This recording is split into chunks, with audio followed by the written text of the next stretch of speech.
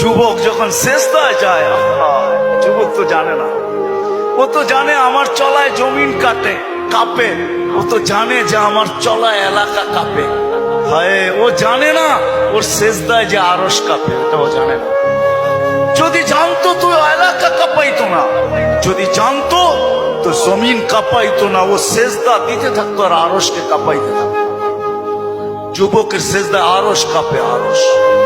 যুবক যখন সেজদায় যায়, সেজদায় পড়ে তো আল্লাহ ফেরেশতা, নাইলে এই হাদিস কোনোদিন আসতো না।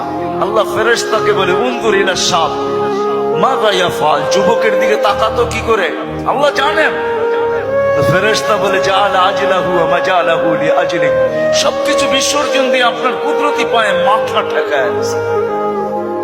আল্লাহ বলে হাদা আবদি হাক্কা, এ আমার পারফেক্ট বান্দা। ইন্নী উবাহি বিহিল মালাইকা, তোমাদের উপরে আমি একে নিয়ে গৌরব করি।